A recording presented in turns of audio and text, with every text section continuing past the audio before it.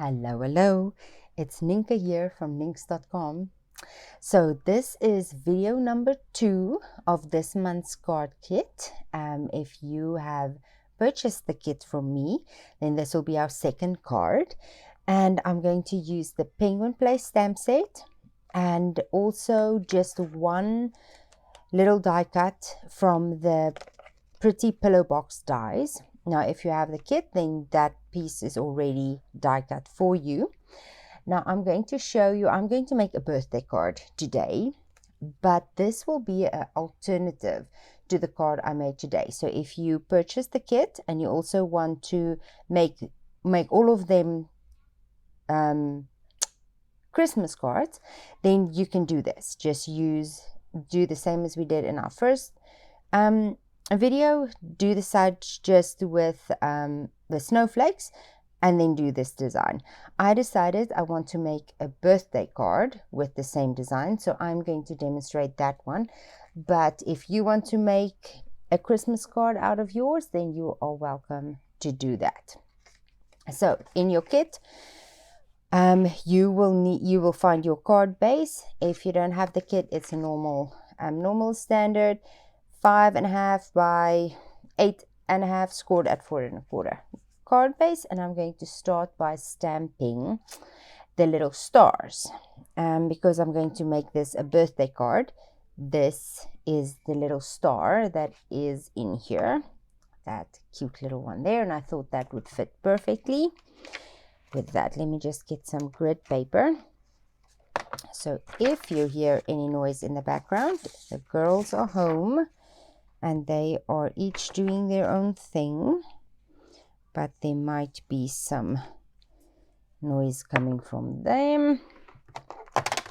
Okay, we're using Misty Moonlight ink. That is the color in the kit, but you can also use Night of Navy. Oh, this is going to be a landscape type card, so remember to keep your card base in the landscape orientation. And now I'm going to ink up my star and then just randomly do like this little 3-step stamping, like so.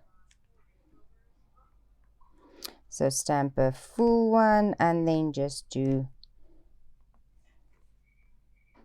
the other 3 stampies like this. Now I'm not going to worry about the middle because we're going to cover that up. I went off the edge there, so I just want that little dark piece. Oops, and a third one. Just wanted that like this. The middle is going to be covered up by our design, so we don't need to worry about that. I always struggle with random's just random, so just go with it. Maybe now and then like, oh, this needs some more, there needs to be something there.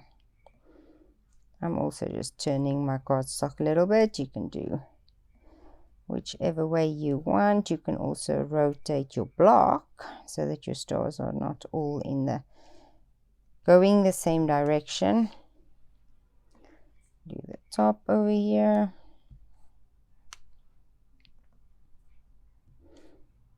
Which now look like it's at the bottom because I've been turning my cardstock all around. That's fine. So this is card number 2. There'll be one more coming, and then maybe, what did I just do? Do I have ink somewhere? I have a little ink spot right there. I don't mind that one because it's just going to be covered up. That one's dry already. Okay, so that looks good. I think I might put one more right there. Feels like it needs it. This will be fine. Okay, so while we have the ink out, let's do our sentiment, because that will be the only stamping we're doing. There is that die, and I'm going to use happy birthday. You can use the season's greetings if you're making a Christmas card. I'm going to stamp this a little bit in the middle, maybe a little bit low of center, because I'm going to put a bow at the top. There we go.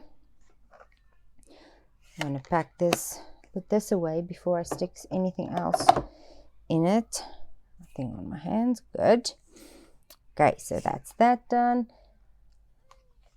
In the kit there is this little piece of Night of Navy, which I've embossed with the Tasteful Textiles embossing folder, and it is 4¼ about by, now I'm lying, 1, 2, 3, 4.5 by 3¼ about, but you will have that piece. Let's take the grid paper out of the way. Grab my liquid glue. With the Tasteful Textile embossing folder, there's not really a front or a back. They look pretty much the same to me. I have repeatedly checked and can't find a difference there. Now I'm just going to sort of try and center this. Well, let's try to do a good job here. Oops. Okay, so there we go. That looks good.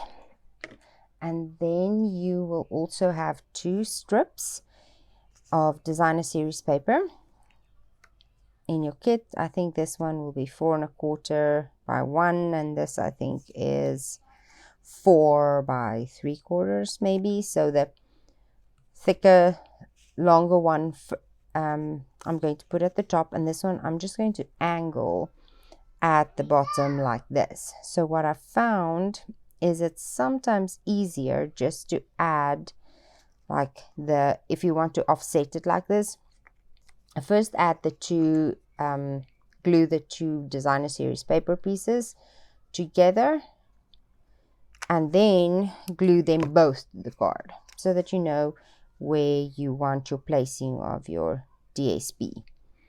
So I'm going to put this one, offset it like this, and that looks good to me.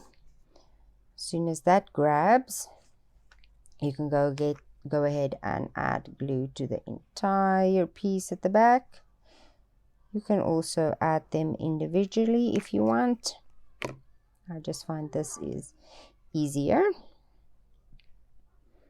Get it the right way up, make sure the card is going the right way, and then just let a little, maybe 1/4 inch of the Night of Navy embossed piece peek out there, and then we can glue that down. And then you will have your 2 little critters and some dimensionals, which I seem to always lose. There we go. Just add some dimensionals on each paw so that we can make sure it doesn't peek out. And this bear just probably needs 1 on his head, 1 on each foot, and then if you want to put 2 or 3 on his body, that's quite enough. Poke them down. You can remove the release paper easily, just this way. I like to use my take your pick tool, but for some other reason I don't see it. It's probably covered in cardstock somewhere on my desk. Now he can go right here in the middle of this blue area. So you can just have all of the borders the same, and that's him. And then his little friend. And now we're going to put his little friend sort of covering his leg here. So we don't want to put any dimensionals where it's going to go over the polar bear's leg. So I'm just going to put one right here at the tippy top of his head and hat, and then I'm going to cut and just do smaller pieces for his little feet, and I think that will be more than enough dimension. So I'm going to put one here and the other little piece that I cut on his other toe right there. And then I think that will be good. We might want to add a little piece right there on his flipper too. So just cut another little piece and add it on his scarf and his flipper just poking out there. And I'm sure that will be more than enough for him. And now you can add a little bit of liquid glue right on the toe of our polar bear just to keep everything nice and sticky. And then I'm going to place him right over there, and if your placement looks good, go ahead and give him a squish down. And that is the two little creatures on there. And you will also have a piece of this is the just jade in color ribbon. It's retired now, but it was on the clearance rack with the last update. So if you still have that in your stack, if you have the kit, you will have that in there. Oops, let me just make this a little bit larger. Oh, and for those of you who struggle with bows, I make a little loop and then to just push this one, loop this piece around, put your loose end through the little hole. Oh, come on. And then grab both and pull tight, and then you can just finesse your little bow whichever way looks good to you. That looks good. What you could also do is actually thread it through your hole of the punch, but I feel like just tying a bow and then sticking it on top works well for me. Now if you feel that your ends are too long, you can trim those. I'm probably just going to trim off a little bit because this one feels a bit long and my bow looks good. So I'm just going to trim off this little piece here, I think there. That looks good. Let's just trim this one. There we go. So there is that. Now I'm going to glue my little label flat. You can pop this up on dimensionals too if you want, but because we're going to have the bow there, I feel like this one can go. So it looks like it's a little tag on there. And then I'm going to grab my glue dots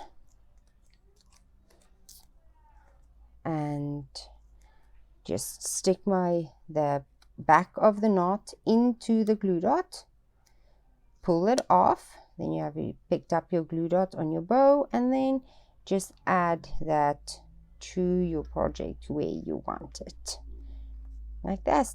Remember not to cover your sentiment. And then I'm also going to add some bling. This is and I really need my take your pick tool for this, but you can just pick them up with your nails or with your fingernails. I love using my putty tip of my take your pick tool to pick up my rhinestones. And there's two small ones and a big one. You can pick whichever ones you want. I'm going to add a small one here. And then the other two, the bigger one, up here, I think. And then a smaller one down here. So it looks like little snowflakes falling on them. If you're doing the Christmas card, it ties in very nice with the snowflake stamp. Background stamp, or if you're doing the birthday card, then it's just extra added bling.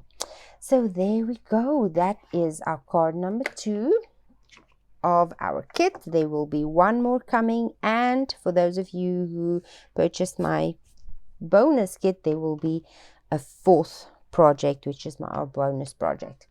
So here is the birthday option if you want to do that, or you can go ahead and do the Christmas option.